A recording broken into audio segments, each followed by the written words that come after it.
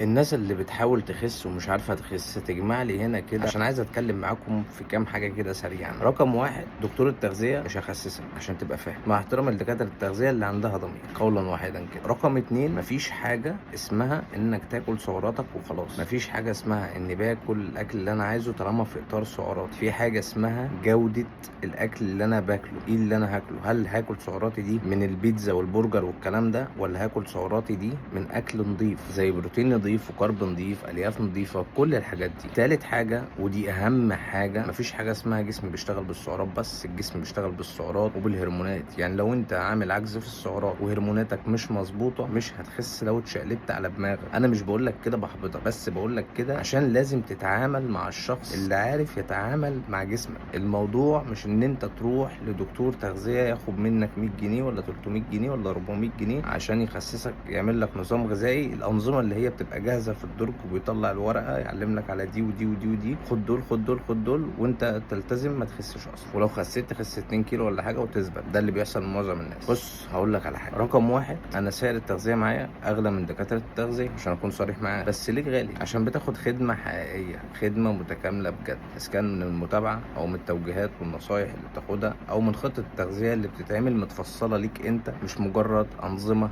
جاهزه. ما عنديش انظمه جاهزه، والله العظيم ما عندي انظمه جاهزه، والله العظيم ما في نظام بيطلع جاهز. كل نظام انا بشتغل عليه خطوه بخطوه بناء على البيانات اللي باخدها منك. فكون حذر في الشخص اللي انت بتتعامل معاه ده لو انت عايز تخس. وابسط شيء، ابسط شيء ان التحول بتاعي حصل في 30 يوم. انا في 30 يوم خسرت 13 كيلو. كنت باكل. الحنكه كلها ان انت تعرف تتعامل مع جسمك، وده مش هتفهمه لوحدك، ده هتفهمه لما تتعامل مع شخص وتعرف جسمك بيوصل لنتائج ازاي، فبناء عليه هتفهم جسمك قصته ماشيه ازاي. طبعا مش محتاج اقول لك تعمل ايه، انت عارف كويس. لو انت عايز تخس بجد وعايز تشوف نتائج حقيقيه بجد هتعمل ايه، وبس كده. صباحك فل.